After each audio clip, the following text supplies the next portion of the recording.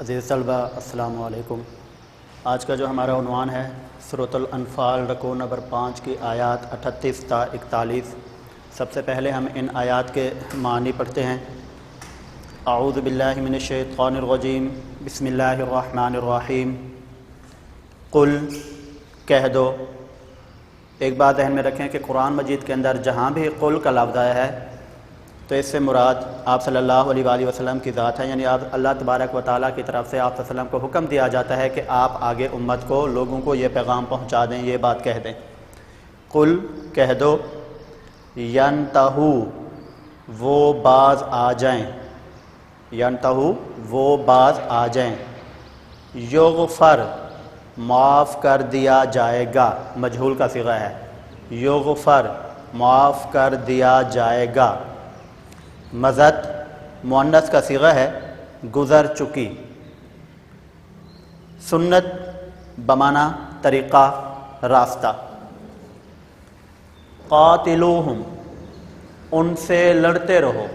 قاتلو، قتال کرو، لڑو، ہم، ان سے لڑتے رہو، لا تکونا، نہ رہے، کلہ، سارے کا سارا، یعلمون، وہ کام کرتے ہیں، وہ عمل کرتے ہیں، دونوں میں سے جو بھی معنی کر لیں، بصیر، دیکھ رہا ہے،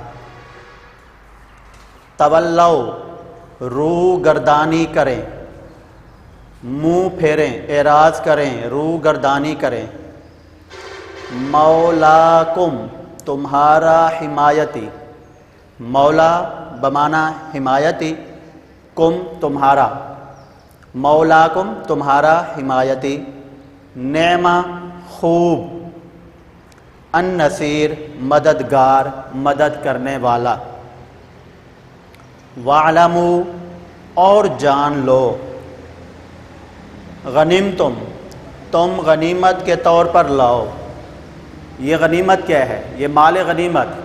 مسلمان جب کفار سے جنگ کرتے ہیں اسلام کی خاطر، اسلام کے دفاع، امت مسلمہ کے دفاع، اسلام کے فروغ کے لیے جب جنگ کی جاتی ہے، جہاد کیا جاتا ہے، تو ایسی صورت میں مسلمانوں کو کفار کی طرف سے جو مال ہاتھ لگتا ہے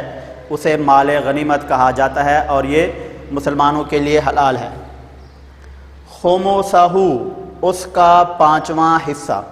خمسہ، اس کا 5واں حصہ، ہو کا معنی اس کا، القربہ، رشتہ دار، اہل قرابت، المساکین، محتاج، ضرورت مند، ابن کا لفظی معنی بیٹا، لیکن یہاں آیت میں ابن سے مراد ہم مسافر لیں گے، راستے کا بیٹا، تو وہ مسافر ہوتا ہے۔ آمنتم، ایمان رکھتے ہو، انزلنا، ہم نے نازل کیا، الفرقان، فرق کرنے کے دن، فرق کرنے کے دن، اس سے مراد غزوہ بدر کا دن ہے کہ اس میں اہل ایمان اور کفار کو اللہ تبارک و تعالیٰ نے واضح طور پر جو ہے نا ان میں فرق کر دیا۔ التقا، مٹھ بھیڑ ہوئی یا آمنے سامنے ہوئی۔ الجمعان، تثنیہ کا صیغہ ہے، دونوں جماعتیں، اہل ایمان اور اہل کفر، دونوں جماعتیں آمنے سامنے ہوئیں۔ قدیر، قدرت والا، سلف، ہو چکا۔ اب ہم آیات کا ترجمہ دیکھتے ہیں۔ سب سے پہلے آپ آیات کو دہرائیں گے۔ قل للذین کفروا ان ینتہوا یغفر لهم ما قد سلف وان یعودوا فقد مضت سنت الاولین۔ قل، اے محمد صلی اللہ علیہ وآلہ وسلم کہہ دیجئے، للذین، وہ لوگ، کفروا، کافر ہیں، ان، اگر، ینتہوا، وہ باز آ جائیں، وہ رک جائیں، یغفر، معاف کر دیا جائے گا، لہم، انہیں، ما، جو، قد، تحقیق، سلفا، ہو چکا۔ اے پیغمبر صلی اللہ علیہ وآلہ وسلم کفار سے کہہ دیجئے کہ اگر وہ باز آ جائیں تو جو ہو چکا وہ انہیں معاف کر دیا جائے گا۔ وَإِنْ اور اگر یعودو وہ دوبارہ نافرمانی کریں گے فقد پس تحقیق مضت جاری ہو چکا سنت الاولین پہلے لوگوں کا طریقہ، سنت کا معنی طریقہ، الاولین پہلے لوگوں کا طریقہ۔ اس آیت میں اہل ایمان اہل کفر کو ایک قسم کی تنبیہ کی جا رہی ہے کہ اگر وہ اپنے افعال سے اپنے کردار سے باز آ جاتے ہیں، رک جاتے ہیں، تو ایسی صورت میں جو گناہ انہوں نے پہلے کیے ہیں تو وہ معاف کر دیے جائیں گے، لیکن شرط یہ ہے کہ وہ اسلام قبول کریں۔ لیکن اگر وہ اپنی ہٹ دھرمی پر ڈٹے رہتے ہیں اور ایمان اور اہل اسلام کو نقصان پہنچاتے ہیں تو ایسی صورت میں ان کے سامنے پہلے لوگوں کا طریقہ ہے، یعنی جس طرح اللہ تبارک و تعالیٰ نے ان سے پہلی قوموں کو عذاب میں مبتلا کیا تو اللہ تبارک و تعالیٰ ان کو بھی عذاب میں مبتلا کر دے گا۔ وَقَاتِلُوهُمْ حَتَّى لَا تَكُونَ فِتْنَةٌ وَيَكُونَ الدِّينُ كُلُّهُ لِلَّهِ فَإِنِ انْتَهَوْا فَإِنَّ اللَّهَ بِمَا يَعْمَلُونَ بَصِيرٌ۔ وَقَاتِلُوهُمْ واو کا معنی اور، قاتلو قتال کرو، جہاد کرو، لڑو، ہم ان سے، وقاتلوہم اور ان سے لڑو، حتیٰ یہاں تک کہ لا تکونا نہ رہے فتنۃ کوئی فتنہ، ویکونا اور ہو جائے الدین دین کلہ للہ مکمل طور پر سارے کا سارا للہ اللہ کے لیے، فإن پس اگر انتہو وہ باز آ جائیں، وہ رک جائیں، فإن اللہ پس بے شک اللہ ما یعملون جو وہ عمل کرتے ہیں، جو وہ کام کرتے ہیں، بصیر دیکھ رہا ہے۔ اور مومنو ان سے اس وقت تک لڑتے رہو کہ جب تک کہ فتنہ ختم نہ ہو جائے اور دین مکمل طور پر اللہ کے لیے نہ ہو جائے، پس اگر وہ باز آ جائیں تو ایسی صورت میں اللہ تبارک و تعالیٰ ان کے اعمال کو دیکھ رہا ہے۔ اس آیت میں اللہ رب العزت نے ایمان والوں کو جہاد کا حکم دیا ہے اور اس وقت تک جہاد کرنے کا حکم دیا ہے کہ جب تک پوری دنیا میں اسلام نافذ نہ ہو جائے، اور اس وقت تک جہاد کرتے رہیں جب تک دنیا سے کفر کا فتنہ اور فساد ختم نہ ہو جائے، یعنی ایک بھی کافر دنیا پر نہ رہے، سارے کے سارے انسان اللہ کو ماننے والے ہوں۔ تو ایسی صورت میں اگر وہ کیا ہے کافر اسلام کی طرف آ جاتے ہیں، اسلام اور اہل اسلام کو نقصان پہنچانے سے رک جاتے ہیں، تو پھر اللہ تعالیٰ ان کے اعمال کو دیکھ رہا ہے۔ وَإِن تَوَلَّوْا فَاعْلَمُوا أَنَّ اللَّهَ مَوْلَاكُمْ نِعْمَ الْمَوْلَى وَنِعْمَ النَّصِيرُ۔ وَإِن اور اگر تولوا وہ روگردانی کریں، وہ اعراض کریں، وہ منہ پھیریں، فَاعْلَمُوا پس جان لو، ان اللہ بے شک اللہ مولاکم تمہارا حمایتی ہے، نعمہ خوب، مولا حمایتی، و نعمہ اور خوب، النصیر مددگار۔ اور اگر وہ روگردانی کریں پس جان لو کہ بے شک خدا تمہارا ہی حمایتی ہے، وہ خوب حمایتی ہے اور خوب مددگار ہے۔ اس آیت میں اللہ تبارک و تعالیٰ ایمان والوں سے یہ بیان کر رہے ہیں کہ اگر کافر لوگ اپنے افعال سے باز آ جاتے ہیں، اپنے کام سے رک جاتے ہیں تو ٹھیک ہے، اور اگر وہ نہیں رکتے، اپنے اعمال پر ڈٹے ہوئے ہیں، تو ایسی صورت میں مومن یہ جان لیں کہ اللہ تبارک و تعالیٰ مومنوں کی ہی مدد کرے گا۔ اللہ تبارک و تعالیٰ مومنوں کا ہی حمایتی ہے اور وہ خوب حمایتی اور مددگار ہے، جو اللہ تبارک و تعالیٰ نے اپنی حمایت اور مدد کے ذریعے سے غزوہ بدر میں مسلمانوں کو کیا کہ کفار کو جو ہے نا مشکست اور ایمان والوں کو جو ہے نا جنگ میں جو ہے نا انعامات ملے۔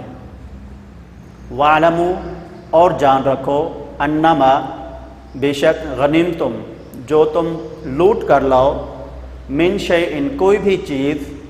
فَأَنَّا پس بے شک للہ اللہ کے لیے ہے، خمسہ اس کا پانچواں حصہ، خمس کہتے ہیں پانچ کو، اس کا پانچواں حصہ،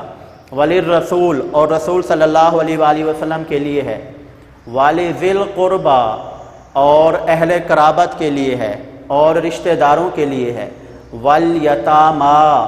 اور یتیموں کے لیے ہے، والمساکین اور محتاجوں کے لیے ہے، ضرورت مندوں کے لیے ہے، وابن السبیل اور مسافروں کے لیے۔ لفظی اس کا معنی ہے راستے کا بیٹا، سبیل کہتے ہیں راستے کو، ابن کہتے ہیں بیٹے کو، راستے کا بیٹا، تو مراد مسافر۔ ان اگر تم آمن تم ایمان رکھتے ہو باللہ اللہ پر، وما انزلنا اور جو ہم نے نازل کیا، علی عبدنا اپنے بندے پر،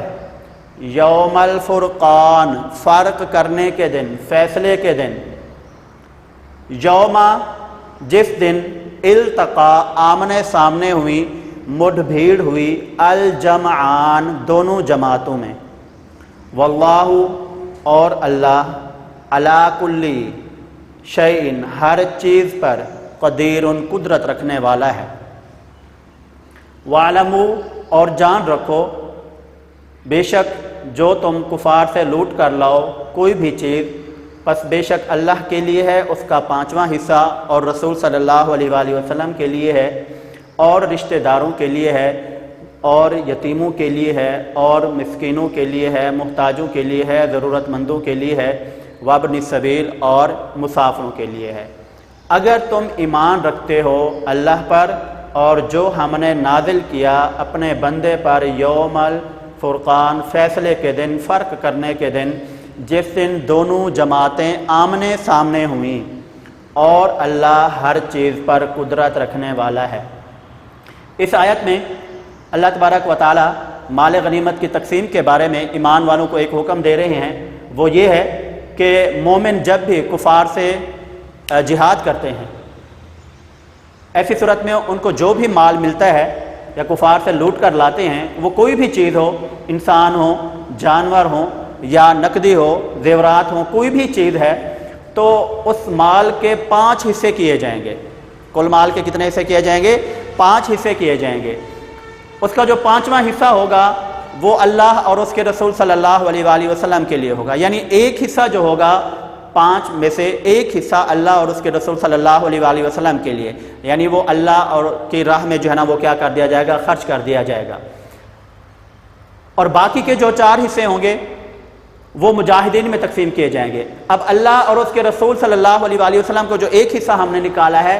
وہ آپ صلی اللہ علیہ وآلہ وسلم کے جو رشتہ دار ہوں گے، یتیم ہوں گے اور جو مسکین ہوں گے، ان میں خرچ کیا جائے گا، ٹھیک ہے؟ اور اللہ والا حصہ جو ہے نا یہاں پر چلا جائے گا، اور باقی کے 4 حصے مجاہدین میں جنہوں نے جہاد میں حصہ لیا ہے وہ برابر برابر تقسیم کر دیا جائے گا۔ یہ اس لیے حکم دیا گیا ہے کہ مال کی تقسیم میں صحیح جو ہے نا وہ پیمانہ رکھنا ہے، یعنی برابر برابر تقسیم کرنا ہے۔ اگر تم اللہ پر ایمان رکھتے ہو اور اس مدد پر ایمان رکھتے ہو جو مدد اللہ تبارک و تعالیٰ نے فیصلے کے دن کی ہے، تو فیصلے کے دن یعنی غزوہ بدر میں اللہ تبارک و تعالیٰ نے جو مدد کی ہے، اگر اللہ پر ایمان رکھتے ہو کہ اللہ کی طرف سے یہ مدد ہم پر نازل ہوئی تھی، اور ہمارے بندے یعنی حضرت محمد صلی اللہ علیہ وآلہ وسلم پر جو مدد نازل ہوئی ہے، تو ایسی صورت میں مال غنیمت کے 5 حصے کیے جائیں، اور اس میں ذرا بھی کوتاہی نہ کی جائے، پورا تقسیم کیا جائے۔ ایک حصہ اللہ اور اس کے رسول صلی اللہ علیہ وسلم کا، وہ جو ایک حصہ ہوگا وہ ان لوگوں میں تقسیم کیا جائے گا، اور باقی کے 4 حصے مجاہدین میں برابر تقسیم کیے جائیں گے۔ اور خدا ہر چیز پر قدرت رکھنے والا ہے، یعنی اللہ جیسے چاہتا ہے وہ کر ڈالتا ہے۔ امید ہے کہ آج کا سبق آپ کو سمجھ آ گیا ہوگا۔ انشاءاللہ کل نئے سبق کے ساتھ حاضر ہوں گے۔ السلام علیکم ورحمۃ اللہ وبرکاتہ۔